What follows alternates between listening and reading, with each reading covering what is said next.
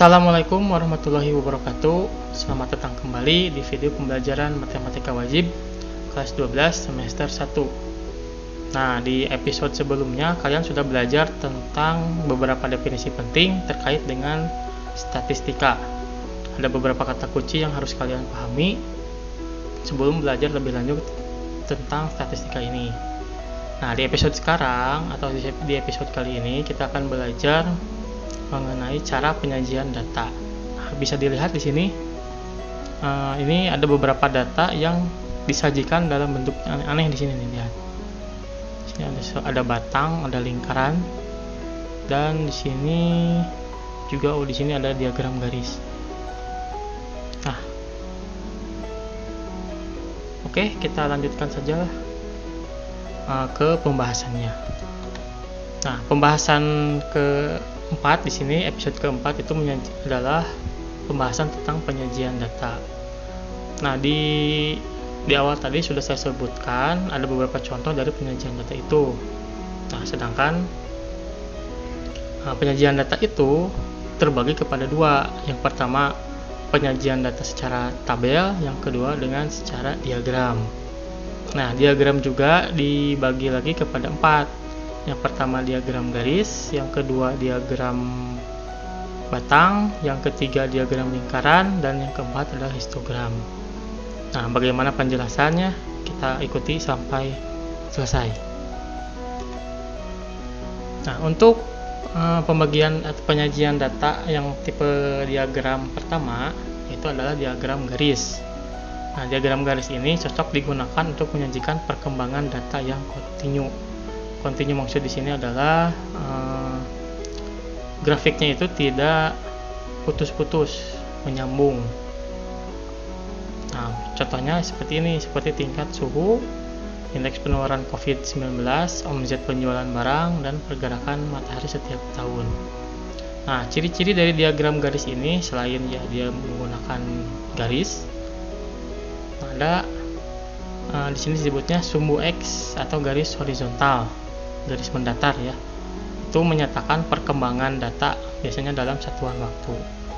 Kemudian ciri-ciri yang kedua ialah dia itu menggunakan sumbu Y atau garis vertikal, garis menurun atau menanjak.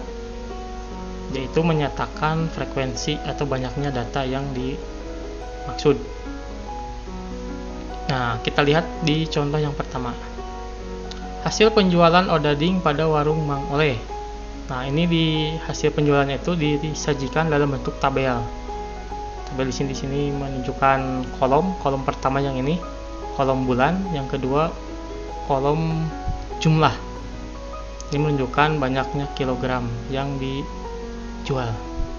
Nah, cara membacanya begini. Untuk bulan Januari, Mang Oleh menjual 10 kilogram.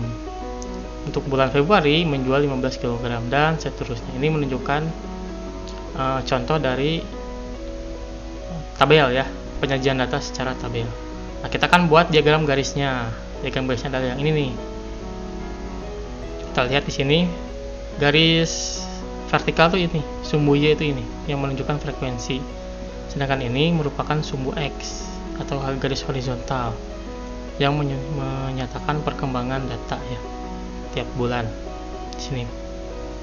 Nah, kita lihat di sini untuk data yang pertama dia itu kan bulan Januari frekuensinya 10. Bulan Februari frekuensinya adalah 15 di sini. Jadi perkembangan dari bulan Januari ke Februari itu dihubungkan dengan suatu garis. Inilah ciri utama dari diagram garis. Dari bulan Februari ke bulan Maret juga dihubungkan dengan suatu garis. Nah, jadi yang dimaksud diagram garis itu bukan dari Januari sampai ke Juli itu, tetapi dia itu menunjukkan perkembangannya tiap bulan di sini. Di Januari ke Februari, Februari ke Maret, dan seterusnya.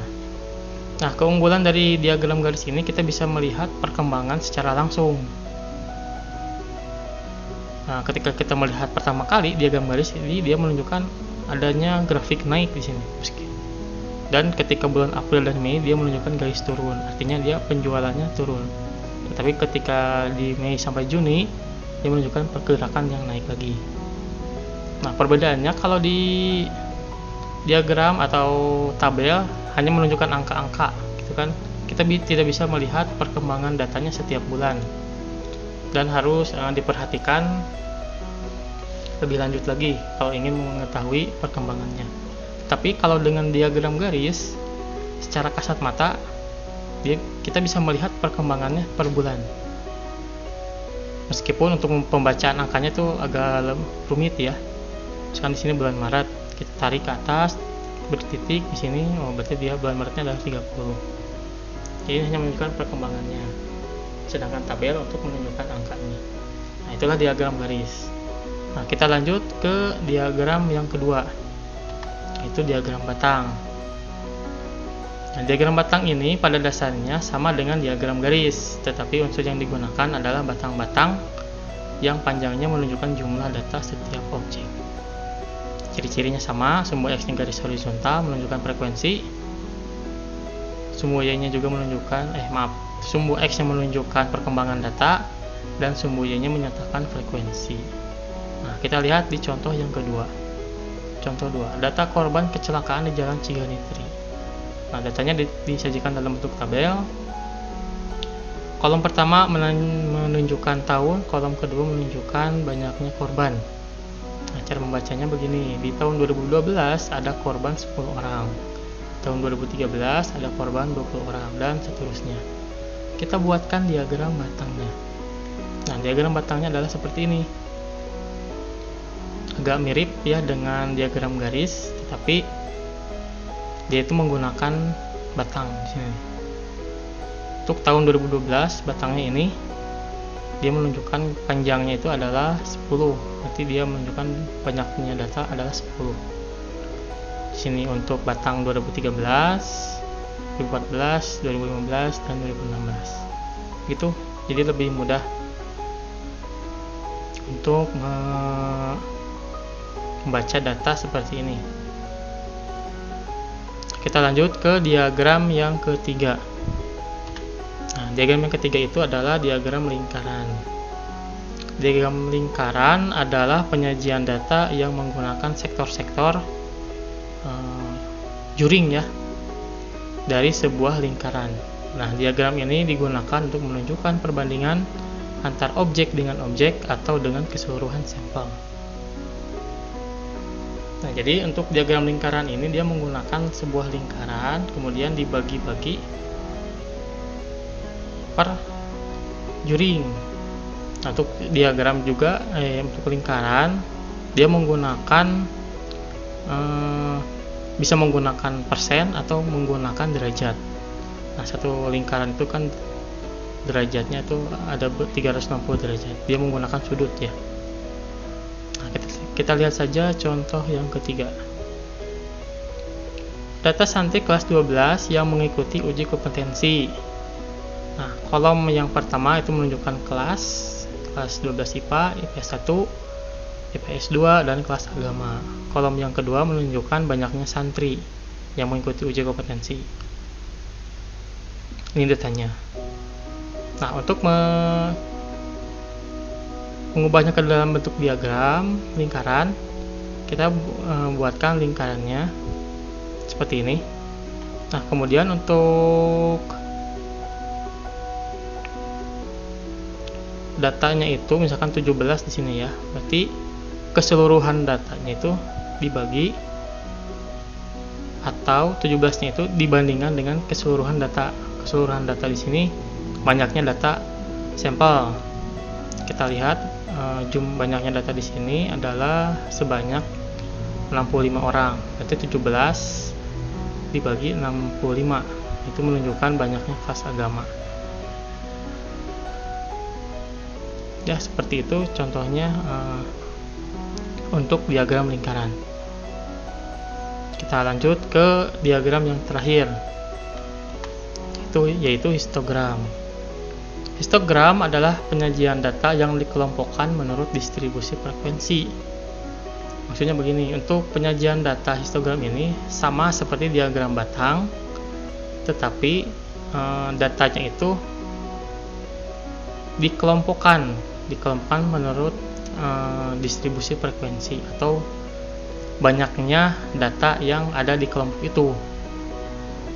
Agar lebih mengerti, kita lihat di contoh 4. Tabel distribusi frekuensi dari tinggi badan pemain sepak bola.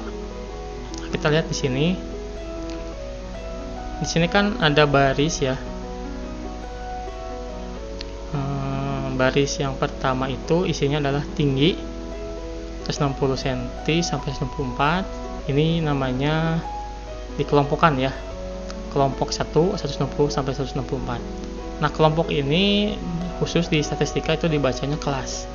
Ini kelas yang pertama, ini kelas yang kedua, ini kelas yang ketiga, ini kelas yang keempat, ini kelas yang kelima.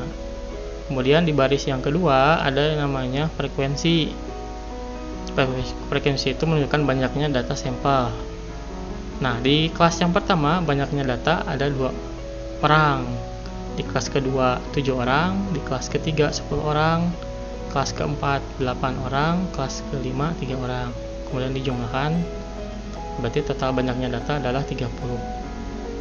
Nah, untuk data yang tipe ini, tipe ada perkelompokan, ini namanya tabel distribusi frekuensi.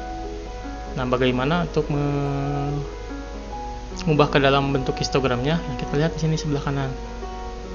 Nah, histogramnya itu seperti ini. Ininya sama seperti diagram batang ya. Di sininya sama, sumbu Y-nya menunjukkan frekuensi dan sumbu X-nya. Nah, perbedaannya di sumbu X-nya itu dia menyatakan kelompok data, bukan perkembangan data. Menunjukkan kelompok data. Di sini kelompok 1 atau kelas yang pertama, ini kelas yang kedua, kelas ketiga, kelas 4, dan kelas kelima. Di sini ada 5 batang, berarti ada 5 kelas. Nah, dan tingginya itu sama seperti di diagram batang. Tingginya itu menunjukkan banyaknya data di kelas itu. Untuk kelas yang pertama 2 orang, kelas kedua 7 orang, dan seterusnya. Nah, begitulah penjelasan dari jenis penyajian data yang keempat, yaitu histogram. Nah, kesimpulannya,